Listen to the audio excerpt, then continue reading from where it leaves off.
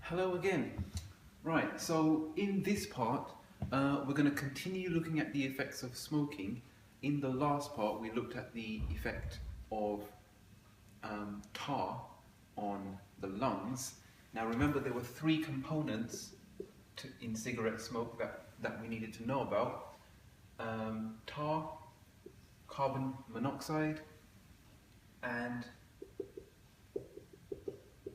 nicotine.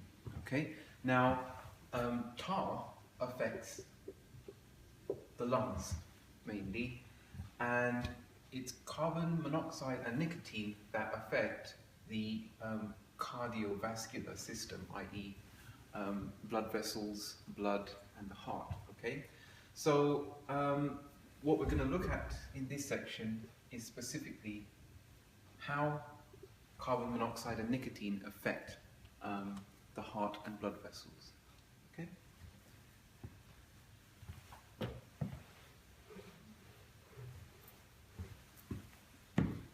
Now, we've looked at one process before, and it might help to kind of put everything in the context of that again. So, in my lessons, we looked at a process called atherosclerosis, how it develops. And in the main, it helps to look at the effects of nicotine and carbon monoxide from that context, i.e. how they also affect this process. As the process becomes more serious, or if certain slightly modified things happen, you don't get atherosclerosis, you get other conditions developing. But I think it helps to look at this process with how it's kind of modified from the original process of atherosclerosis. Okay, so how did that process begin? So remember, we have a blood vessel, and the blood is flowing through that lumen. Again, this part is also called lumen, and we have layers of endothelial cells, muscle, and fibrous tissues, okay, which makes up the whole blood vessel. And I get the initial part, so the blood is flowing here, and efficient flow through this lumen ensures efficient blood supply. And remember, in the context that we are looking at, we are going to be looking at this in terms of it being a coronary artery, i.e. a blood vessel which is responsible for supplying oxygenated blood and glucose and other nutrients to your cardiac muscle cells. Okay, so if this is doing its job properly, your cardiac muscle is getting enough oxygen to be able to carry out aerobic respiration and efficiently contract and provide oxygenated blood to the rest of the body tissues.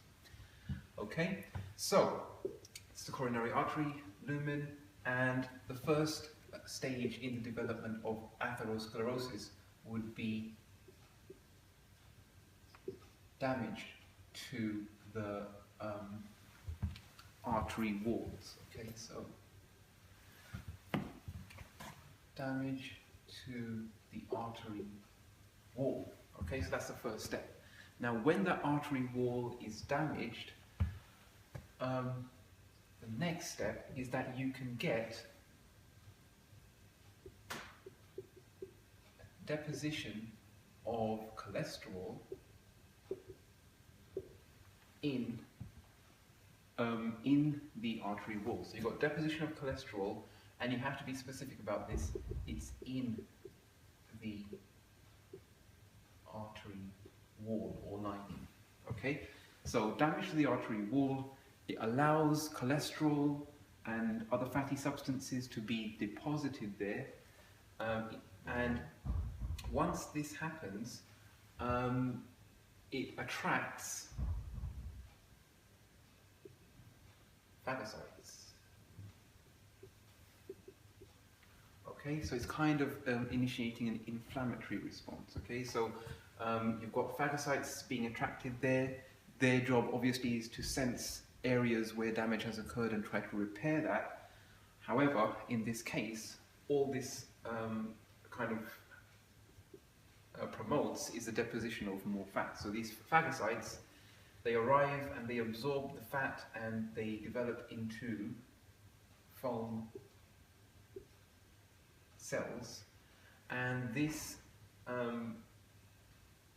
is the beginning of the development of the atheroma, okay, or otherwise known as the atherosclerotic plaque. Okay, now this is all kind of happening under the inner lining of the artery. So it's happening just underneath that inner lining, just not affecting the lumen at this stage. But as you get further deposition of cholesterol and more phagocytes entering the area and developing into foam cells, further deposition of dead cells and fatty substances, cholesterol, this atheroma grows and now begins to protrude into the lumen, okay, into the lumen.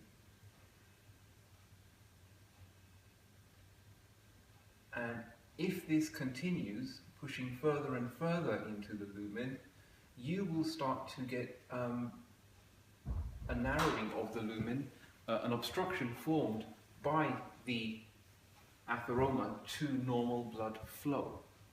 Okay? At the same time, you're getting smooth muscle cells which are causing a thickening of the inner lining,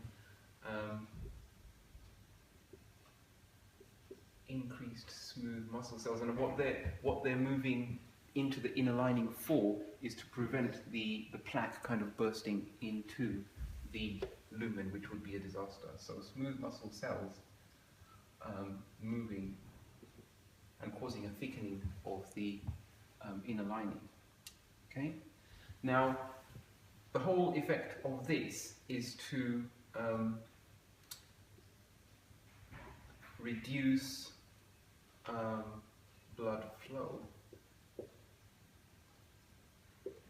and ultimately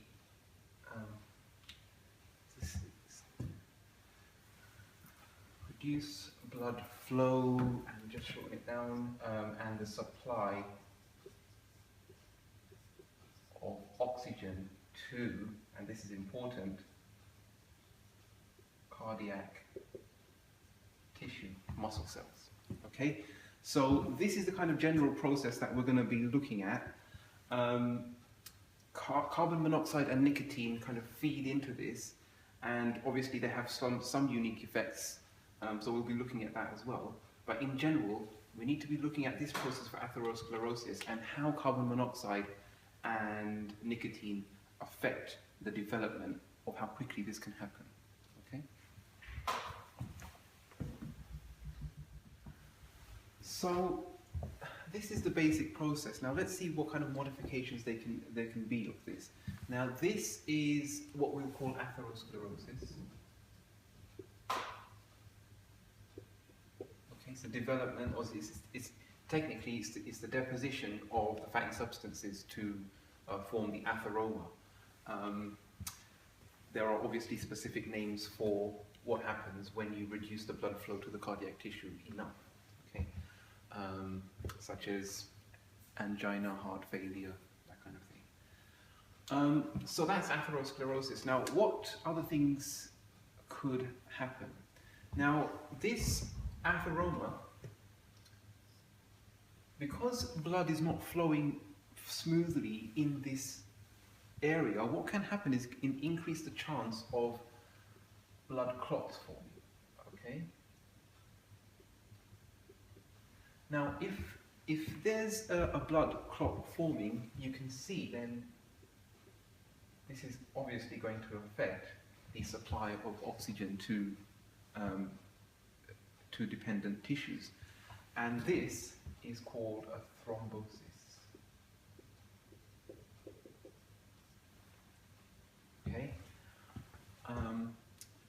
Yeah. Okay.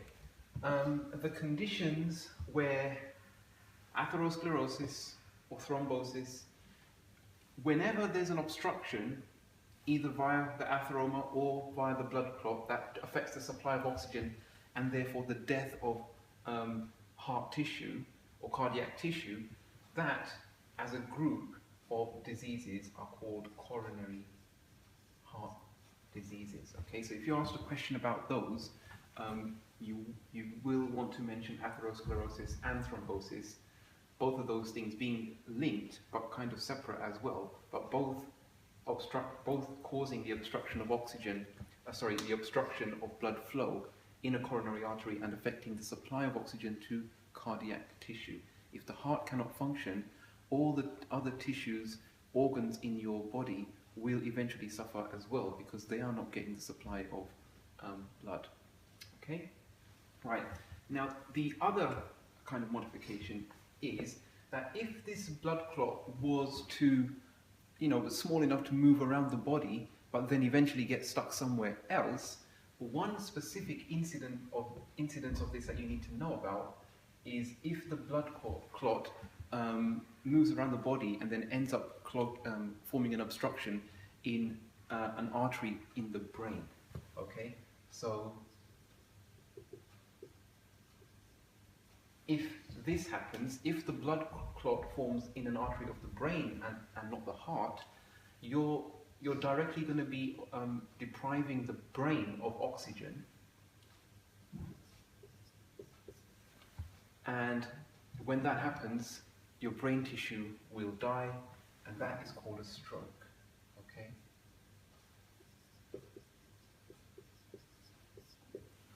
Okay, so these things are related. You might have an atheroma somewhere which encourages the development of a blood clot, and if this clot was to move around and make its way to an artery in the brain, you could have a stroke occurring there. Right, now I know this board is getting a bit busy now, but I wanted it to be clear how exactly carbon monoxide and nicotine are having their effects. So I want to leave this up there and just show you what part of this process the effects of carbon monoxide and nicotine kind of feed into, okay? And which of these processes or stages do they affect? Now, we've already discussed, and I don't mind going over this again, we've already discussed that your diet, i.e. if your diet is high in saturated fats and cholesterol, it's obviously going to affect the deposition stage there. So I'll just put diet down there. Actually, diet, cholesterol, and fat. Okay. Right, now, in the same way, if your diet is high in salt, you're going to increase hypertension because of the effect on water potentials. So, diet high in salt is going to cause hypertension,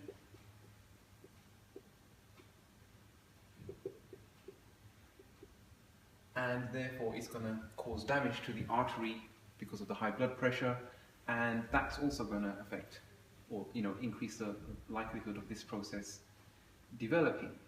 Similarly, lack of exercise, if you're storing up too much energy in your body in the form of fat, that's also going to affect this process. But what we're looking at right now is obviously the components of cigarette smoke. So how do they feed into this? So, firstly, we have nicotine, which is an addictive substance, and that's part of what makes its effects even worse, because it's not easy to stop taking it once you are addicted, so its effects continue. But what is it doing to increase coronary heart disease and the likelihood of strokes is that it increases adrenaline production, and because of that you are increasing blood pressure. So, adrenaline, so actually for now, just to keep this diagram simple, I'll just take off this. Don't forget that it's there though. Okay, so nicotine increases adrenaline production, secretion, and that's why it makes the person taking it feel a bit good. But at the same time, adrenaline increases blood pressure because it's increasing the contraction of the heart. It's increasing heart rate. This causes increase in blood pressure, hypertension, and therefore you've got more chance that there will be damage to the artery wall. Okay?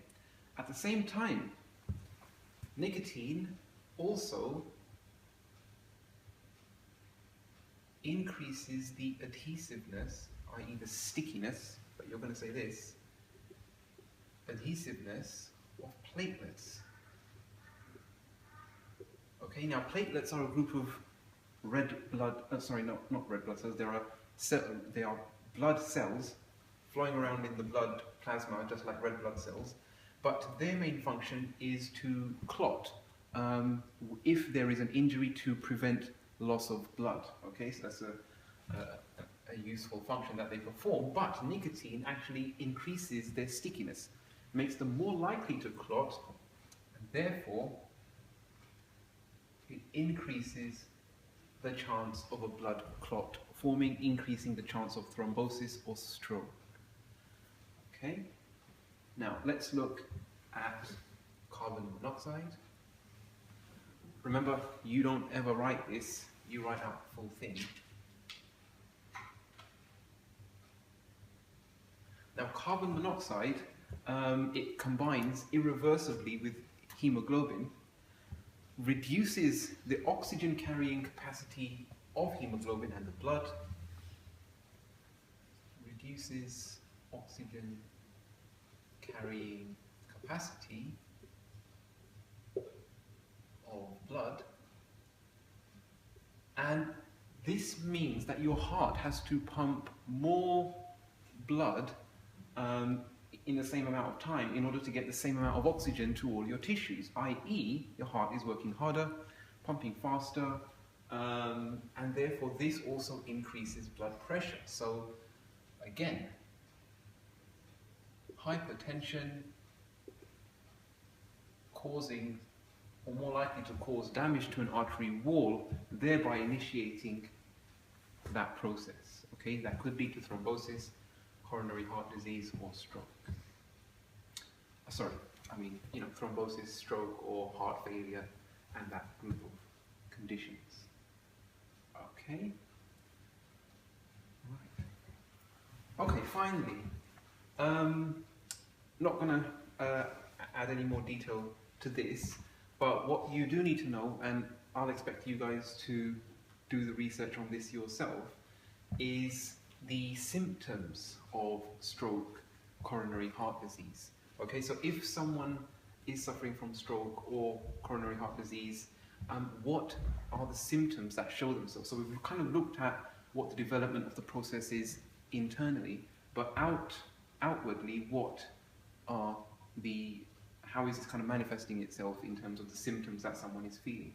You do need to know that, so do look that up, okay? So what are the symptoms? And if you take that all together, that covers what you need to know for this part, okay?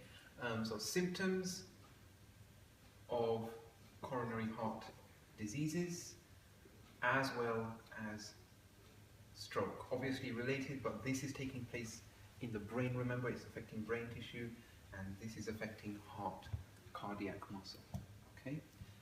Right, I think that covers that. What I will say, one final thing, is I put some PowerPoints up on Moodle that go, I've tried to explain this, but at the same time I want you to refer to the PowerPoints, read the books, complete the booklet that I've made for you, and altogether then that should cover what you need to know.